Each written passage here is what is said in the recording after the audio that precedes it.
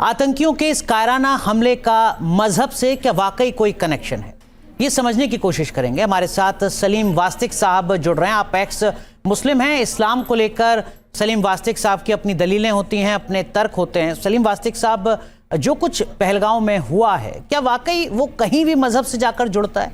लोग कहते हैं कि आतंकवाद का तो कोई मजहब नहीं होता, टेररिज्म का कोई धर्म नहीं होता। बहुत बहुत शुक्रिया अनुराग जी। और ये जो कहते हैं कि आतंकवाद का कोई धर्म नहीं होता, ये बहुत गलत कहते हैं। आतंकवाद का मजहब होता है। हेलो नमस्कार दोस्तों, कैसे हैं? मैं आशा करता हूँ आप सभी लोग अच्छे होंगे। एक्स मुस्लिम सलीम जी से पहलगाम हमले में हुए आतंकवादियों के धर्म को लेकर जब सवाल पूछा गया तो एक्स मुस्लिम सलीम जी ने क्या बोला, जानने के लिए बने रहे हमारे साथ में लास्ट तक। डिबेट बहुत ज़्यादा जबरदस्त होने वाली है। जितने भी आतंकवादी संगठन हैं वो सब मुस्लिम हैं और ये इनकी खुद की कोई गलती नहीं है। इसकी शिक्षा खुद इस्लाम के अंदर है। सूरह तौबा की आयत नंबर 5, जो कि पूरा का पूरा जो ये हादसा हुआ है सेम बिल्कुल आयत से मैच है। यानी कि उसमें कहा गया है, कौन सी आयत है? सूरह तौबा की आयत नंबर 5, यानी कि 9वीं सूरह है और उसकी 5वां जो है चैप्टर है जी। उसमें बताया गया है कि जब हुर्मत के 4 महीने बीत जाएं तो तुम काफिरों को जहां देखो वहां मारो, मूर्ति पूजकों को जहां देखो वहां मारो, घात लगाकर उनको मारो।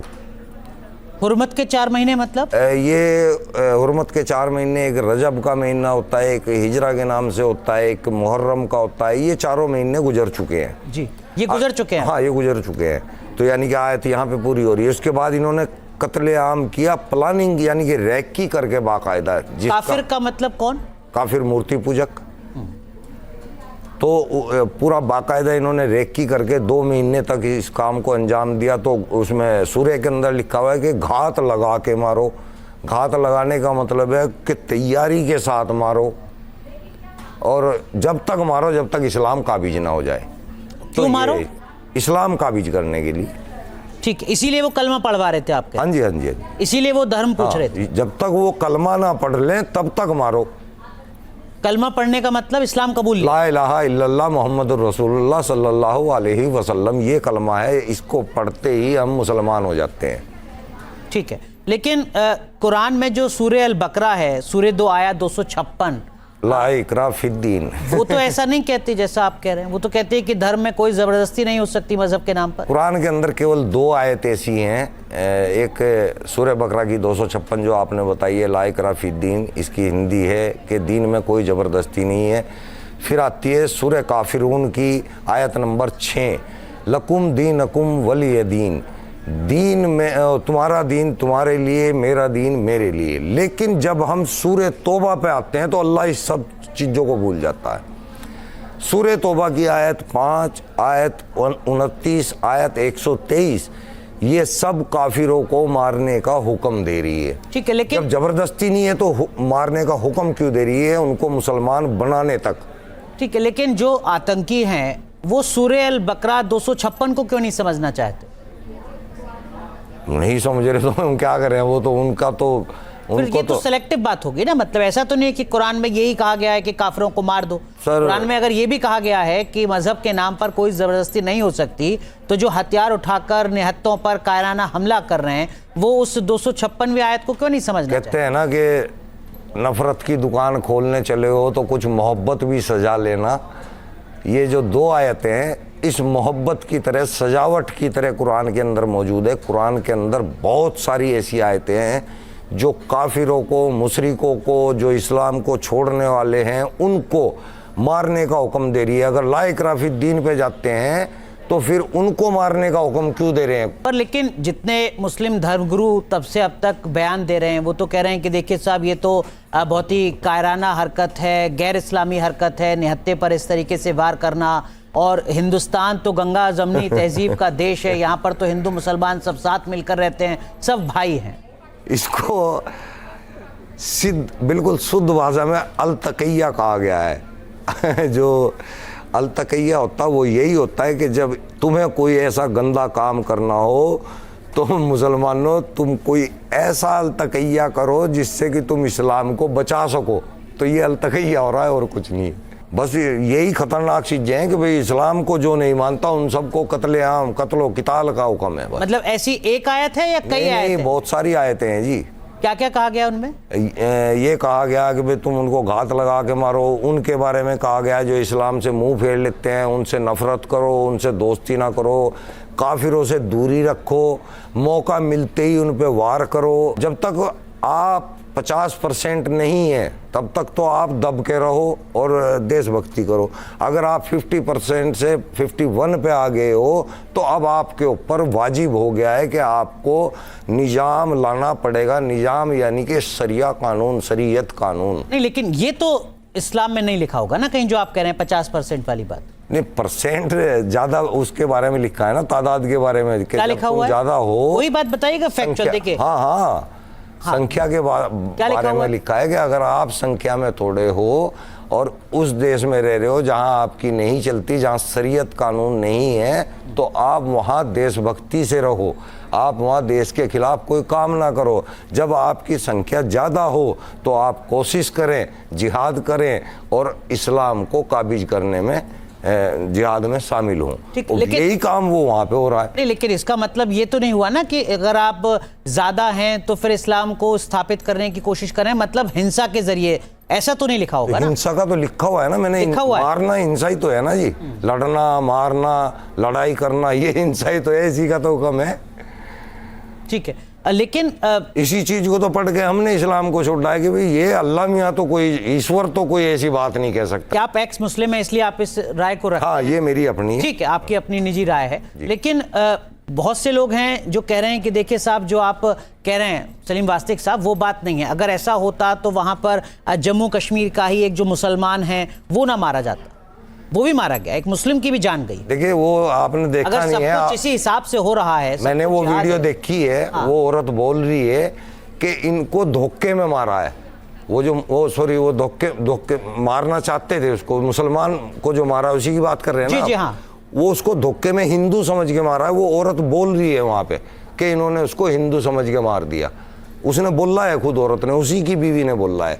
तो ये तो क्रिटिसाइज गलत कर रहे हैं। अगर आतंकियों को पता होता कि ये मुस्लिम है तो उसको ना मारते? नहीं मारते, किसी भी कीमत पे नहीं मारते। वो एक क्रिश्चियन था, उससे कलमा पढ़ाया, उसने बोला मैं क्रिश्चियन हूँ, उसको फौरन छोड़ दिया। तो क्रिश्चियन को क्यों छोड़ दिया? वो भी मुसलमान, वो भी इस्लाम के अंदर, ये 4 किताबों वाले हैं ना, ये इस्लाम में ही मानने जाते हैं, इसलिए क्रिश्चियन को छोड़ दिया। हाँ, ठीक है।